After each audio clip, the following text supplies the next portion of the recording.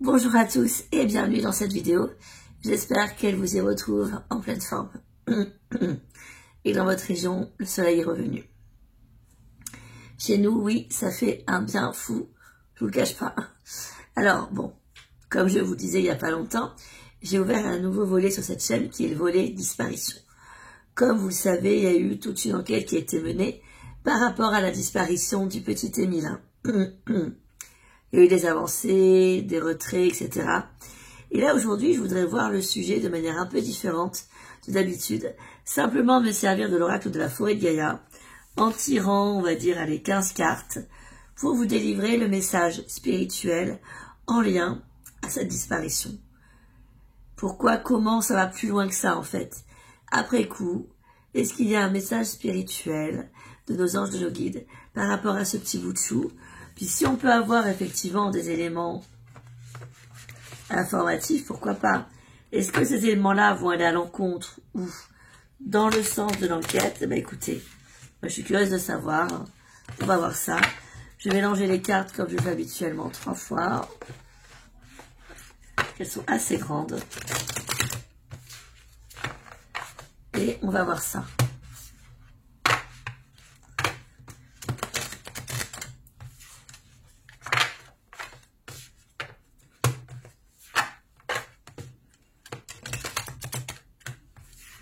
Voilà.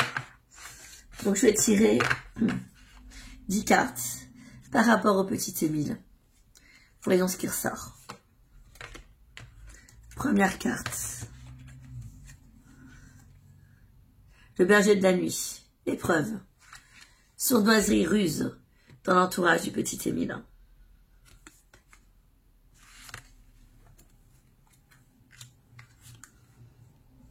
La libellule, légèreté. Peut-être que, au début, l'entourage de ce jeune homme, de ce petit garçon, avait pris avec légèreté trop de recul la présence d'un personnage sournois autour d'eux. Le coffre, le manque. C'est intéressant cette carte. Pourquoi? Parce que ça peut peut-être vouloir nous dire aussi que la personne sournoise s'est aidée dans cette épreuve de kidnapping d'un manque que pouvait avoir le petit garçon. Alors ça peut être, donc le coffre c'est le manque, un manque affectif ou un manque pécunier, ou peut-être qu'il a voulu l'acheter en lui proposant, je sais pas moi, un jouet, des bonbons, vous voyez, mais il a joué sur une carence. Alors la 4e carte, c'est celle du feu et de la passion. Donc le kidnappeur ou la kidnatrice, enfin la personne qui a kidnappé, a joué également sur la passion, l'attrait du petit bonhomme pour quelque chose qui devait lui manquer. Et il en a joué avec force. Le menhir représente la force, mais ça représente aussi tout ce qui a un impact très conséquent sur le mental. Visiblement, là, ça a eu un impact très conséquent sur son mental. Nous allons regarder avec la 6e carte. La pièce, l'argent. Donc ce petit Émile a été acheté par la personne qui l'a kidnappé. Mais étant petit et voyant les choses avec ses yeux d'enfant, bien entendu, il n'y a vu que du feu. D'où la passion tout à l'heure qui est représentée par le feu. En 7e pièce, nous avons le pèlerin, le voyage. Donc Émile a bien été kidnappé et placé dans un endroit. Pour moi, il y avait de la route à un moment donné. Il y avait de la route.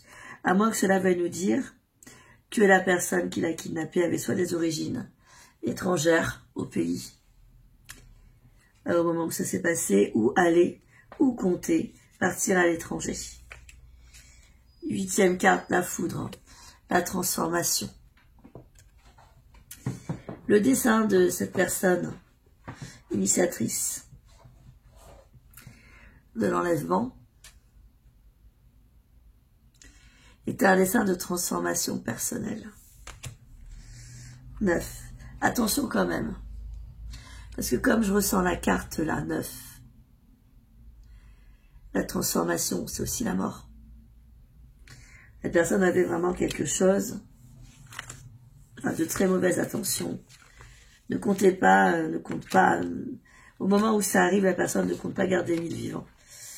4, 5, 6, 7, 8. Regardons la 9e carte. La sorcière, il s'agit aussi d'une vengeance. Donc la personne aurait attiré le petit garçon en l'achetant par un jouet, des bonbons ou un manque affectif pour attenter à sa vie dans le but de se venger. 10.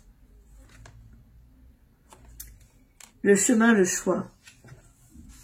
Très intéressant. Pourquoi?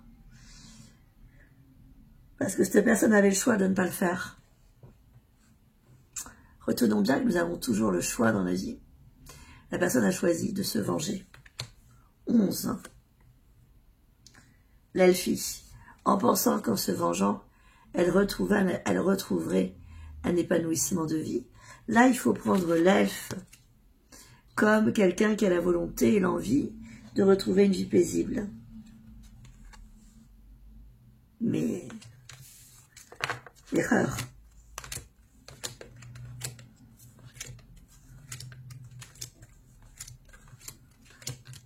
Erreur.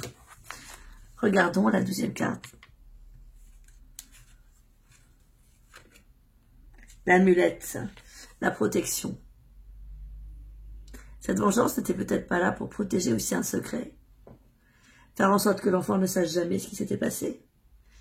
Ou est-ce parce qu'un secret a été révélé que la vengeance a eu lieu? 13. La prêtresse, le pardon. La solution eût été le pardon. Mais les choses ne sont pas si simples que ça. 14, le pendule, la clarté.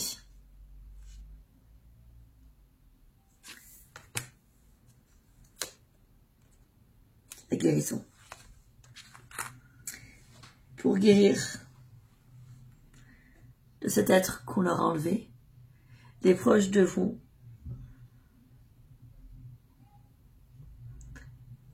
n'auront que la solution d'être dans le pardon. Et oui, pardonner, il est acceptable. Pour avancer, comprendre que garder une colère les punit de quelque chose qu'ils n'ont pas fait. Et ils y verront beaucoup plus clair parce que j'ai quand même la clarté avec le pendule et la fontaine. Donc je pense que les proches peinés seront contactés par leur guide.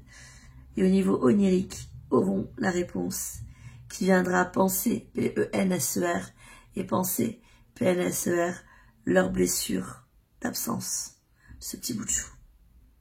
Voilà. C'est un message. Prenez soin de vous.